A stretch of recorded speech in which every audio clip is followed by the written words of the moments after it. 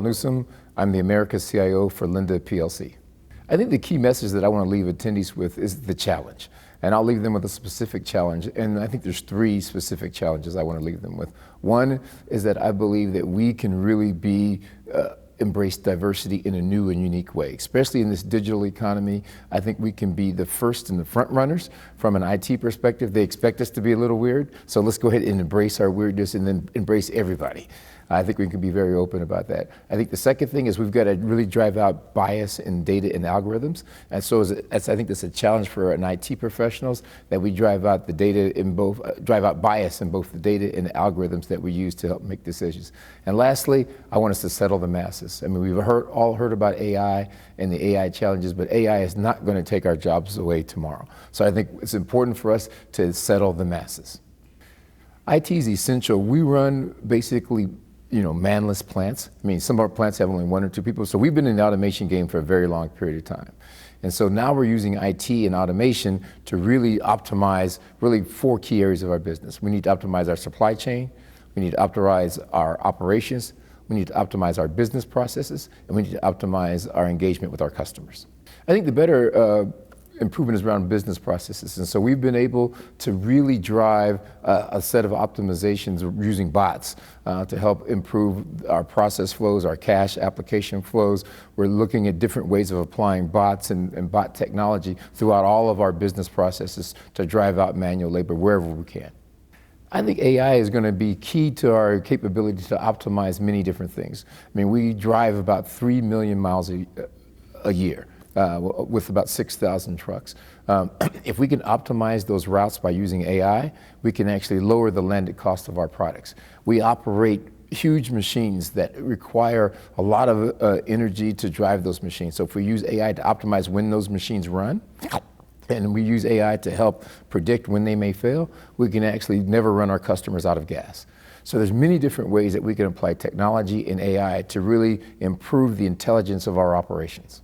I think from the supply chain perspective, again, I've talked a little bit about the trucks. We have about 3,000 trucks that are out there, 6,000 trucks that are out there. And when we think about the supply chain and the landed costs, we're using IT to actually help automate delivery schedules, we're using IoT to determine when a tank should be filled and when a tank shouldn't be filled. We're using that to make sure we deliver economic order quantities. We're using those kinds of technologies to make sure a truck goes out full and comes back empty.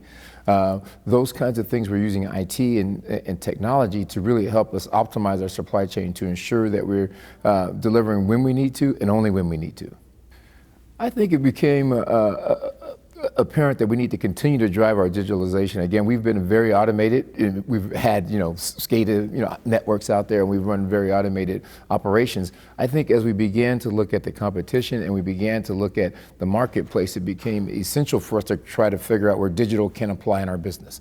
And I think that essentially came from our CEO, who challenged us and actually talked to us about he wants to ensure that we optimize our supply chain, and by optimizing the number of cylinders that we have to make sure that we don't buy another cylinder unnecessarily, make sure we drive less miles by optimizing our supply chain network in terms of distribution, and making sure that we try to get real good predictability around our operations so that we never run a customer out of gas. That's a great question. I think the best investments in IT is really in our people. We've got to really start with people, and I believe we are in the people business. We serve people.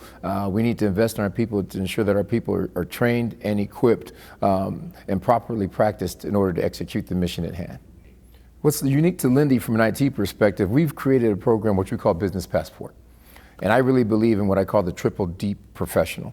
Number one is I need you to understand our industry, what industry we're in. I need you to understand our business, how we make money. Then I need you also to understand technology. So part of the Business Passport is we created this program, and we tell people you got to go out and ride with a salesperson, go out there and ride with a truck driver, go visit a plant, go make sure that you get your Business Passport stamp so that you can really understand our industry, you can understand our business, and you can understand technology. Because I believe those triple deep professionals are going to be the ones that are going to make a difference in the future. I think the best advice I can give to an IT professional is get out of IT. And by that, I mean not leave IT or leave technology, but get into the business. And take your technology skills and go to the business and immerse yourself in the business. Become a true company man. I think that's the most, I mean, the people who I see are really successful are those folks who can tell the story about their company and then tell a story about IT. So begin by immersing yourself in the business. I would say the one thing that I've noticed is the people and the attendees, because that's what makes the events very special. So when you run into very special people and you begin to have those dialogues with individuals and with real practitioners on the ground that are living and breathing these kinds of things, that's where the power is. That's where the juice is, and that's where the excitement is.